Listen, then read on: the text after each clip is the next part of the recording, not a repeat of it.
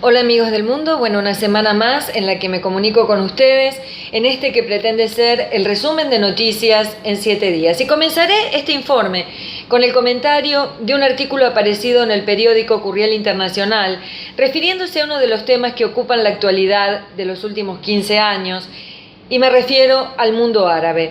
Su título es casi obvio y dice: nada puede justificar el terrorismo. Eso es casi obvio, pero su análisis pone un poco de luz a hechos tan incomprensibles como los actos de barbarie que tanto Oriente como Occidente vienen sufriendo desde entonces. Es la primera vez que encuentro eco a mi pensamiento y mi pensamiento dice que el mundo islámico se tiene que hacer cargo de sus propios males, del cáncer que se viene gestando en sus entrañas. Luego de cada atentado, lo único que se escucha es la defensa a ultranza de la religión musulmana, de sus ideas de paz, de sus intenciones pacíficas y, por supuesto, de esto no hay ninguna duda, pero nunca hemos escuchado a ningún imán hacer un mea culpa, intentar reflexionar sobre lo que está ocurriendo en las mentes de los terroristas islámicos. Por supuesto, como dije antes, los musulmanes en su 90% o más no son terroristas, pero el 10% o quizá menos de ellos sí lo es. O sea, que de alguna manera los miembros de esa comunidad deberían, al igual que el resto del mundo occidental, colaborar desde dentro de los templos para identificar, denunciar, en fin, desde dentro de las mezquitas, identificar al enemigo que tienen dentro. El intelectual palestino Caleb Orub se hace la pregunta, a mi entender, correcta, y dice: ¿qué clase de cultura, educación y ambiente general ha puesto en el mundo a estos terroristas? Y continúa, y por supuesto entrecomillo: los musulmanes de Oriente Medio no son el único pueblo que ha sufrido las injusticias de las invasiones extranjeras. Entonces, ¿por qué entre nosotros, y recalco el nosotros, es importante decir que él también se incluye como propio musulmán? Dice: ¿por qué nosotros reaccionamos con una forma de barbarie extrema? La causa puede ser justa, pero los métodos para defenderse de la injusticia deben ser nobles. Los movimientos de resistencia no pueden ser peores que los que los generaron. Gandhi o Mandela defendieron causas justas con medios éticos. Ningún movimiento terrorista ha logrado, renunciando a la moral, sus objetivos. La obsesión de Osama Bin Laden de destruir el centro neurálgico de Estados Unidos, su centro comercial, neurálgico, sí, claro, de negocios, tanto en Manhattan como en Washington, lo único que le dio fue a Estados Unidos la excusa para invadir Irak y Afganistán. En Siria, Al-Qaeda y Daesh destruyeron la revolución pacífica que pretendía destruir al régimen sanguinario y dictatorial de Bashar al-Assad. Consecuencia, dieron el pretexto para el entrometimiento extranjero de Hezbollah, Irán y Rusia, apoyando al régimen sirio. En Palestina, los atentados suicidas encendieron la fiebre y la obsesión defensiva de Israel. La segunda pregunta de este intelectual musulmán es aún más interesante y se pregunta: ¿hay alguna relación entre los terroristas y la religión que defienden? Según él, la respuesta es sí, y para mí también. Una religión que no incluye puede instalar en la conciencia la idea de que quien no la practica es infiel. Esto es aún más peligroso cuando no solo en las mezquitas y en el hogar, sino también en las escuelas, se les dice a los niños día tras día, abierta o implícitamente, los males que le acontecen a las personas que no son musulmanas en el mundo. Según el autor, se les enseña un daeshismo latente. Bueno, tanto chiitas como sunitas están envueltos en un extremismo absolutamente devastador, pero que impide el crecimiento social y humano. Este artículo aquí mencionado fue publicado, como dije antes, en el Courriel Internacional el día 17 de julio pasado y refleja mi pensamiento y sentimiento. Cada religión, sobre todo las más practicadas, catolicismo, judaísmo, islamismo, deberían hacerse cargo de sus propias miserias si quieren progresar en la escala de desarrollo humano.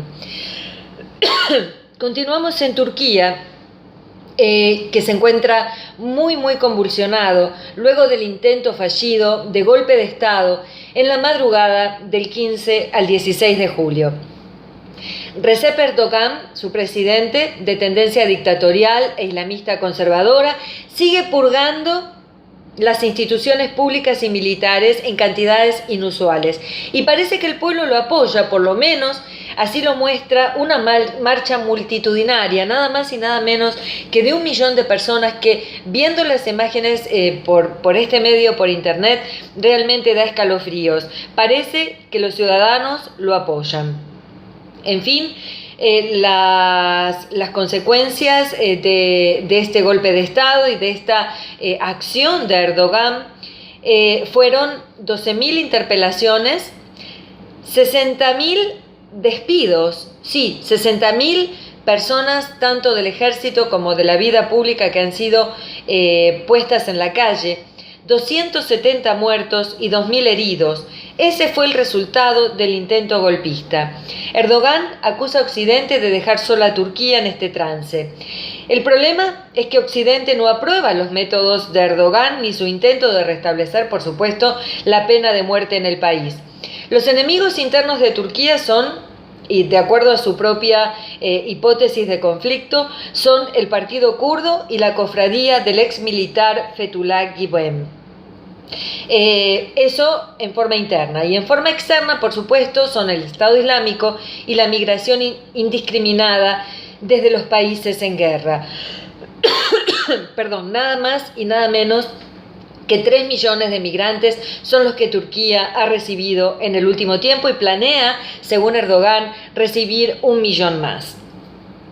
Las imágenes, como dije, de la manifestación son impresionantes, los invito a verlas.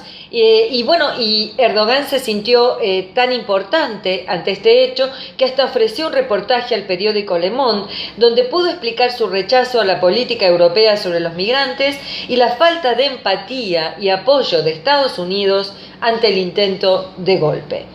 Seguimos en Medio Oriente y nos vamos a Túnez, donde la frontera con Libia los jóvenes no encuentran perspectivas ante la falta de empleo. Ese también es un terreno muy fértil para el Estado Islámico y para una muerte casi segura intentando escapar hacia Europa por aguas del Mediterráneo. Túnez había avanzado en una cierta prosperidad económica y civil, considerando su ubicación geográfica. Pero los atentados terroristas del año pasado fueron debilitando su situación. Recientemente fue destituido su primer ministro y el presidente Beşir Caid Essebsi nombró un joven tecnócrata para reemplazarlo. Mientras tanto, los jóvenes del sur del país se debaten entre 2 salidas, una peor que la otra: el mar hacia Europa o el Estado Islámico, ambas caminos hacia, como dije antes, una muerte segura. Y el título del diario Le Figaro de hoy es representativo de la situación y dice: reconciliación entre el zar Putin y el sultán Erdogan.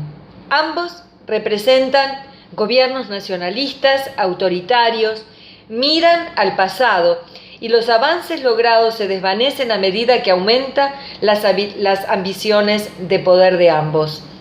Pero claro, no son las únicas noblezas o imperios en el mundo. Hablando de la misma, el emperador Akihito expresó su intención de abdicar al trono de Japón, dado sus 82 años y su fragilidad física y mental para gobernar. Los japoneses escucharon con atención la segunda aparición pública del emperador en 28 años. Sí, solo lo hizo en 2 oportunidades. Recordemos que Japón es un imperio milenario con gran poder, miembro del grupo de los 7, del grupo de los 8, del G20 y de las Naciones Unidas, o sea, que es parte de los grandes del mundo. Japón significa sol naciente, imperio aferrado a sus tradiciones y a su religión mayoritaria, el budismo. Por eso, para los ciudadanos, este nuevo pasaje en la historia no va a pasar desapercibido. Bueno, las tormentas en el mundo no son solo políticas. Desde Macedonia hasta México, el clima ha cobrado la vida de decenas de personas. Pero esto también es política, o mejor dicho, la falta de intención política de controlar el calentamiento global. Y bueno, así estamos, con tormentas que dejan y se cobran la vida de muchísimas personas. Me encuentro en Estados Unidos y para finalizar, este país se sigue debatiendo entre 2 alternativas extremistas, ambas, que no llegan a conciliar y encuentran a la gente muy dividida. Me refiero a Trump y Clinton en esta campaña que finalizará el 8 de noviembre, donde los americanos decidirán su destino en unas nuevas elecciones. En fin, hasta aquí, con mucho cariño, en este resumen de noticias en 7 días para el mundo, Silvina Vázquez.